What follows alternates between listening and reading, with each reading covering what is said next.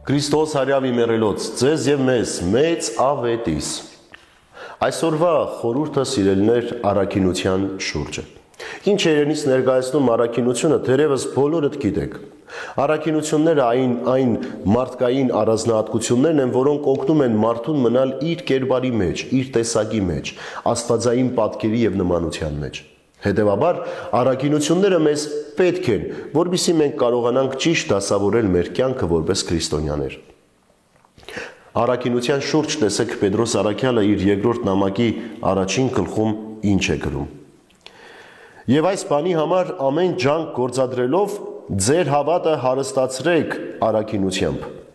Առաքինությունը գիտությամբ, գիտությունը ժուժկալությամբ, ժուժկալությունը համբերատարությամբ, համբերությունը աստվածապաշտությամբ, աստվածապաշտությունը եղբայրասիրությամբ եւ եղբայրասիրությունը սիրով։ Ուրեմն սիրելիներ, առաքինությունը մեզ տանում է դեպի աստվածային սեր, անցնելով ժուժկալության, համբերության, եղբայրասիրության եւ մնացած ճանապարհներով։ Տեսեք, թե ինչքան կարևոր է առաքինի կյանք ունենալ։ Իսկ առաքինի կյանքի համար հավատքը պետք է ամուր լինի։ Օրվա խորհրդի այս շրջանակի մեջ մաղթում եմ, որ յուրաքանչյուր մեկը փնտրեք քրիստոնեական առաքինությունները։ Առաքինությունը ձեզ համբերատար է դարձնելու, ավելի խաղաղ է դարձնելու, ավելի զուսպ է դարձնելու եւ ամենակարևորը տալու է իմաստություն, տեսնելու եւ հասկանալու, թե ինչպես պետք է մենք աստվածապաշտ լինենք։ Իսկ աստվածապաշտությունը մեզ հաստատում է Տիրոջ սիրո մեջ։ Հետևաբար, ավելի շատ աղոթեք, ավելի շատ մասնակցեք եկեղեցական արարողություններին։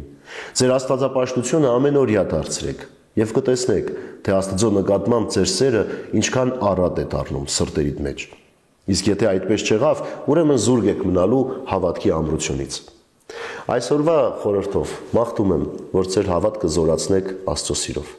եւ կարողացեք առաքինի կյանք վարելով հաճելի լինել Տիրոջը, որովհետեւ որտեղ կա սեր, այնտեղ կա նաեւ հաղթանակ բոլոր տեսակի տկարությունների, մեղքերի եւ թերությունների դեմ։ Քրիստոս հարյավի մեռելոց, ձեզ եւ մեզ մեծ ավետիս։